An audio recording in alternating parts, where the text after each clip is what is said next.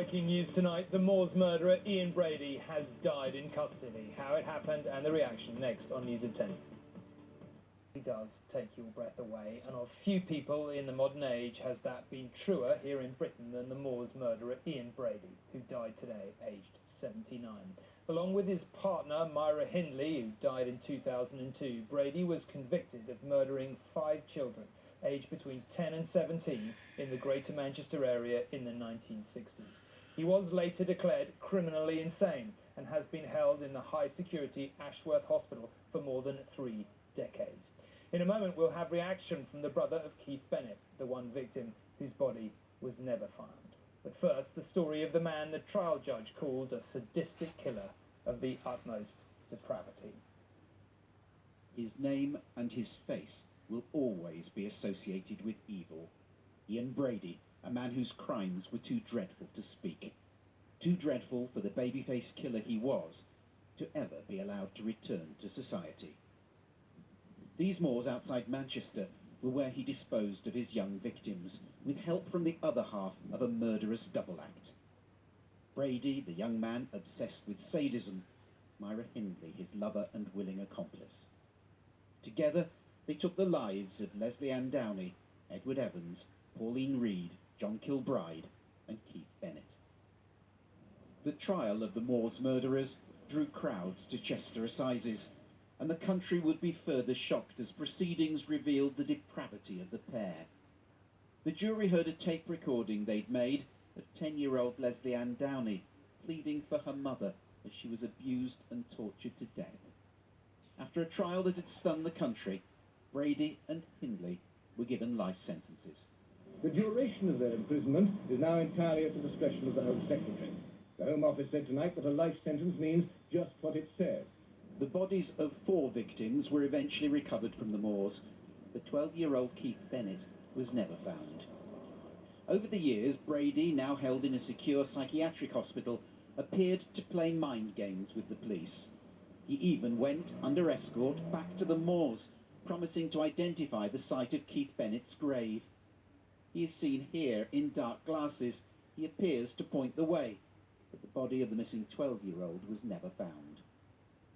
Brady never showed remorse for his crimes, though he did demand the right to die, stopped eating and had to be force-fed.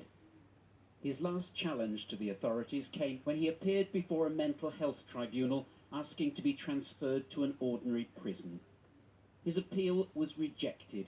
He died unrepentant, but taking his secrets to the grave. Whether Ian Brady ever intended to reveal the location of his young victim's grave, we will never know now. Many believe he was simply enjoying the power that knowledge gave him, playing games with the police. Keith Bennett's body remains buried somewhere out here on these moors, a secret that finally died with his killer.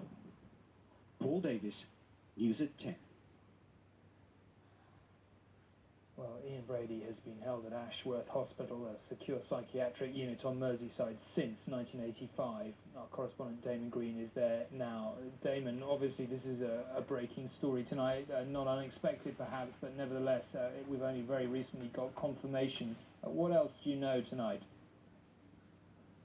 Well, it was only last night that staff here at the hospital released the fact that Ian Brady was gravely ill and receiving end-of-life care. But early this evening, there was a flurry of activity here at the gates. 2 police cars arrived with scientific support vehicles, and in the last half hour, 2 silver-coloured private ambulances.